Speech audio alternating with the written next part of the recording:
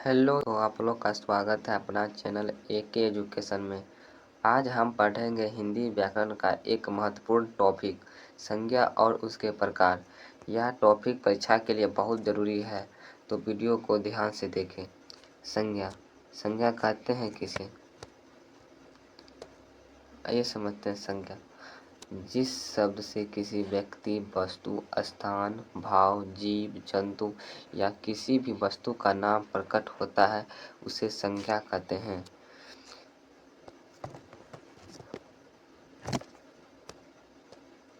आसान शब्दों में नाम बताने वाले शब्द संज्ञा कहते हैं।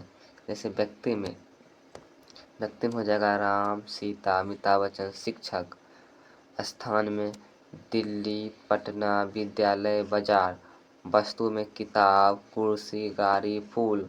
पशु पक्षी में गाय, शेर, तोता, हाथी। भाव में खुशी, दुख, प्रेम, ज्ञान। आइए समझते हैं संज्ञा का प्रकार। संज्ञा कितने प्रकार के होते हैं? संज्ञा 5 प्रकार के होते हैं। पहला, व्यक्तिवाचक संज्ञा। व्यक्तिवाचक संज्ञा कहते हैं किसे? किसी विशेष व्यक्ति, स्थान, वस्तु या जीव के नाम को व्यक्तिवाचक संज्ञा कहते हैं। यह हमेशा किसी खास एक को दर्शाता है।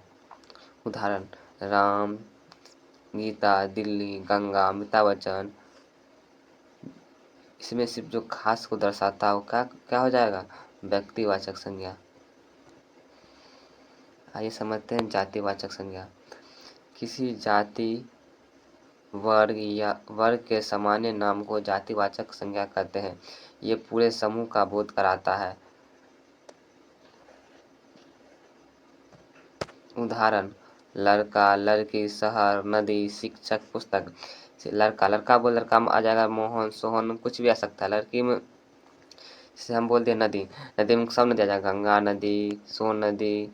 अगर सिर्फ हम बोले गंगा नदी तो ये क्या हो जाएगा? व्यक्तिवाचक संज्ञा।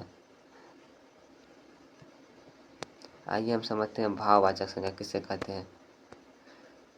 जिससे किसी गुण, अवस्था, भाव या विचार का बोध होता है, लेकिन जिसे देख या छुआ नहीं जा सकता उसे भाववाचक संज्ञा कहते हैं। उदाहरण,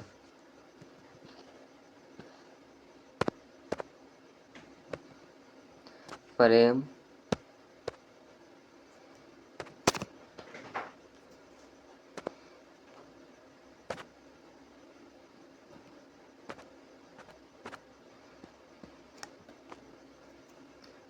प्रेम, दुख, खुशी, ईमानदारी, क्रोध। जिसे हम छू या देख नहीं सकते, सिर्फ अनुभव कर सकते, उसे हम क्या बोलेंगे? भाववाचक संज्ञा। जैसे प्रेम, दुख, खुशी, ईमानदारी, क्रोध और ज्ञान, ये सब सिर्फ हम अनुभव कर सकते हैं। या इसे हम छू भी नहीं सकते हैं। आइए समझते हैं समूहवाचक। जो संज्ञा किसी समूह या झुंड का बोध कराए उसे समूहवाचक संज्ञा कहते हैं। जैसे एग्जाम्पल में झुंड, टोली, सेना, वर्ग, दर्शक। जिसमें एक से अधिक आदमी रहता है वो क्या हो जाएगा? समूहवाचक संज्ञा। जैसे मेला में एक से ज़्यादा आदमी रहेगा वो क्या हो जाएगा? समूहवाचक। सेना भी क्या हो जाएगा? समूहवाचक। टोली भी क्या हो जाएगा? समूहवाचक। वर्ग, क्लास में भी क्या हो जाएगा? समूहवाचक। आइए समझते हैं भाववाचक। जिससे किसी द्रव्य, अवस्था, पदार्थ का बोध हो जिससे कुछ बनाया जा सके, क्या हो जाएगा? सोना, चांदी, दूध, पानी, तेल, लकड़ी, लोहे।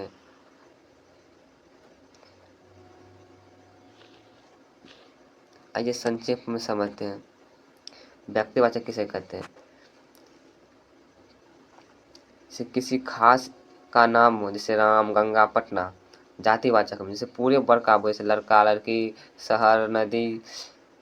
जैसे बोल दे लड़का में सब आ जाएगा मोहन, सोहन। नदी में हम बोले गंगा नदी, क्या जाएगा? ये गंगा नदी हम बोल दिए तो क्या हो जाएगा? व्यक्तिवाचक संज्ञा। भाववाचक संज्ञा, भाव या गुण, प्रेम, ईमानदारी, दुख, ये सब क्या हो जाएगा? भाववाचक। समूहवाचक संज्ञा किसे होगा? जो समूह का नाम, सेना, टोली, वर्ग।